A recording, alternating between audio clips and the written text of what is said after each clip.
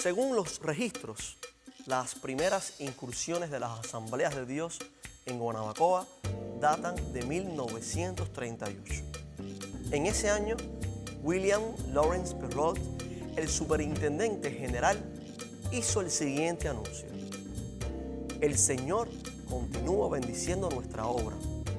Hemos dado otro paso definitivo para abrir una misión en la ciudad de Guanabacoa, que se encuentra alrededor de 12 millas de La Habana.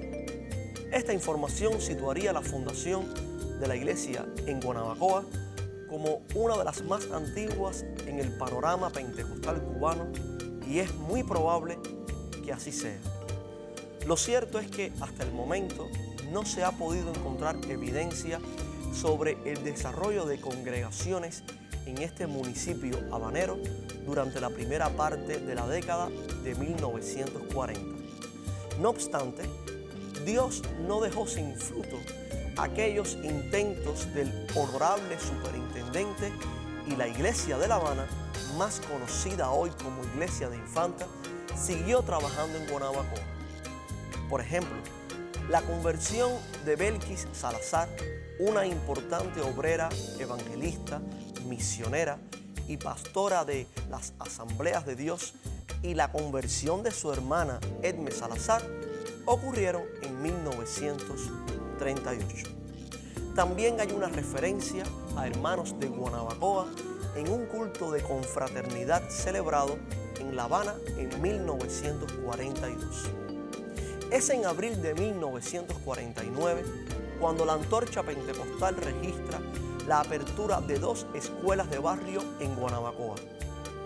Ambas estuvieron inicialmente bajo la dirección de Raquel Macer y el matrimonio Alva y Luisa Walker, como parte de un programa de extensión del Departamento de Escuela Dominical. La fundación de estas escuelas de barrio y el trabajo ininterrumpido en Guanabacoa desde entonces, según confirman las fuentes orales y escritas, nos ha permitido tomar el año 1949 como el inicio de la Iglesia Maranata. Los frutos de la actividad misionera no se hicieron esperar. Debemos recordar que a finales de la década de 1940 e inicios de la década de 1950 soplaron vientos de avivamiento por toda Cuba, y Guanabacoa no fue la excepción. Una joven que vio amenazada su vida por la tuberculosis llegó a los pies del Señor Jesús en 1949 y fue sanada.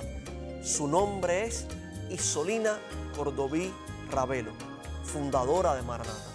Fue bautizada el 4 de noviembre de 1951 junto a otros 8 hermanos de Guanabacoa en el río de los naturistas del Naranjo. Entre ellos aparecen Antonia y Nelson Emilio, este último miembro de la iglesia de Guanabacoa y anfitrión de una escuela de barrio en su casa Villa Alicia. La obra comenzó a extenderse y el liderazgo de la obra designó a la joven obrera Belkis Salazar para que atendiera la naciente iglesia en 1955, según testimonios de los que aún viven. Apenas un año más tarde, se habían establecido 8 escuelas de barrio con una asistencia promedio de 218 hermanos entre niños, jóvenes y adultos. Varias casas se reconocen como anfitrionas de la iglesia de Guanabacoa en sus inicios. Era algo lógico teniendo en cuenta que eran varias escuelas de barrio. Sin embargo, la primera capilla se levantó en La Jata en 1958 en una propiedad de Epifanio López. Antes de conocer a Cristo, Lopito era santero, pero Dios lo cambió por completo.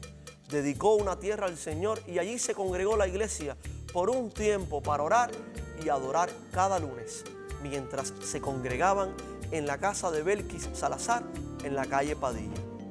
2 años más tarde, la constituida iglesia se volcó hacia la construcción del primer templo en el reparto de Beche, en la misma dirección donde hoy se congrega Maranata. La pastora Belkis Salazar emigró a los Estados Unidos en 1963. Era un tiempo sumamente complejo para la sociedad cubana y especialmente para la comunidad cristiana. Varios pastores se sucedieron desde este año hasta 1979 con la difícil tarea de mantener lo alcanzado durante los primeros años de la iglesia. Durante esas 2 décadas no se pudieron celebrar más las escuelas de barrio y apenas se añadían nuevos miembros. Se mantuvo una fiel y pequeña congregación junto a su cuerpo oficial que no se amilanó ante la terrible hostilidad del momento. En 1979 se reconoce la existencia de 23 miembros en plena comunión en Maranata. En el año 1979, con la llegada del pastor Félix Pérez, comenzó una nueva gloriosa etapa para Maranata. La iglesia comenzó a crecer en el contexto del nuevo avivamiento que experimentó Cuba en la década de 1980. Fue un momento donde muchos se bautizaron, ocurrieron milagros y se levantó una nueva generación de jóvenes para servir al Señor. Se abrieron campos de trabajo en Bacuranao, Justi y Guanabo. Al término de su pastorado en 1990, la iglesia había prácticamente triplicado su membresía y quedaba todo listo para una de las décadas más memorables de Maranata. El avivamiento que había comenzado a finales de 1980 por toda Cuba fue escalonado en Guanabacoa. Desde 1990 hasta 1999 hubo un crecimiento sin pausa. En apenas 9 años se congregaban más de 1000 personas y hubo que echar abajo las paredes laterales del templo. Durante esta década, bajo el pastorado de Ricardo Aspiri y Bárbara Sosa, se formó una nueva generación de pastores. En 1998, Juan José Cabrera y Ailín Aspiri asumieron el pastorado de la iglesia y dieron continuidad a la obra comenzada por sus antecesores. Durante esta década, desde Maranata se plantaron más de 10 iglesias que hoy en día se cuentan en presbiterios completos, Guanabacoa y Habana del Este. El inicio del nuevo milenio vio cumplido otro sueño para Maranata, la construcción de un nuevo templo. Fue una tarea titánica. La iglesia se congregaba por territorios mientras se levantaba el nuevo edificio, pero al comenzar las reuniones en el templo nuevamente, se vio el inicio de un nuevo avivamiento.